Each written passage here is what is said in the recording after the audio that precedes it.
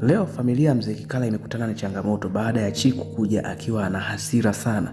Na leo kwa mara ya kwanza Mzee Kikala ametoa chozi kwa ajili ya binti yake Chiku. Kwa sababu leo Chiku alikuja na panga na akamwambia, baba, mimi sitaki masihara kabisa na binti yangu. Kama wewe umezoea kumlea mke wako basi ni wewe, lakini mimi kwa binti yangu siko tayari, kwa sababu kwa Mwamini nilisamehe, lakini ameamua kufika mpaka kwa binti yangu, amemloga. Mimi siko tayari kabisa ona akiwa anaendelea kufanya mambo hayo. Na baada ya hapo akawa ameondoka. Lakini baada ya kuondoka, wakati Mzee Kikala analia, Siwa akamwambia kwamba leo lia jigalagaze, ila mkeo akija tunamuua. Na huku binti Msumi alikuwa yuko hospitali kwa ajili ya kwenda kumwangalia binti yake. Alikuwa amempeleka hospitali baada ya yeye mwenyewe kumpa dawa ya kutoa mimba.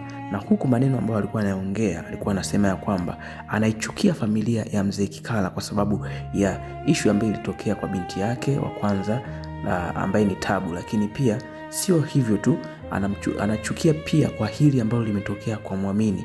Lakini kijana wake Mashunda akamwambia kwamba hili la kwa Mwamini umejitakia mwenyewe. Huku upande wa Abilai amegeuka kuwa mshauri kwa mama yake ambaye ni huyu Shida. Leo anamwambia kwamba uliingia katika familia hii ili ujenge, sio uje ubomoe. Lakini mama yake anamwambia kwamba nije nijenge kwa lipi? Kwa kitu ambacho kimesha bomoka miaka mingi iliyopita huko nyuma. Maneno yale alikuwa anamuumiza Abilai, kwa sababu Abilai tunaona tayari ameanza kubadilika tabia yake, sio kama ilivyokuwa mwanzo. Kwa sababu sasa hivi hata huyu Abilai ndio yule ambaye anamshauri Cholo asivute bangi.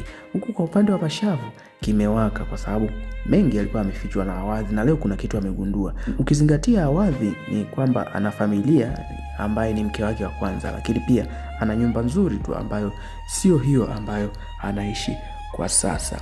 Huku upande wa Veni na yeye mambo yanazidi kuwa magumu kwake. Penzi lake yeye pamoja na Adili linatakiwa livunjike, na leo ameitwa na mama yake Adili na akapewa pesa, akaambiwa ya kwamba ninakupa pesa hii, naomba ukae mbali na kijana wangu, sitaki nione ukimsogelea Adili wangu kabisa. Kwa hiyo moja kwa moja sikuhitaji. Kwa hiyo Veni amekataliwa na familia hii, yani hawamtaki. Ambaye anampenda ni kijana tu ambaye ndo muoaji. Sasa nini ambacho kitatokea? Mimi na wewe tujue, tuendelee kufuatilia kama Veni atafanikisha mpango wake au atapata adhabu kutokana na kile ambacho alikuwa amemfanyia Cholo.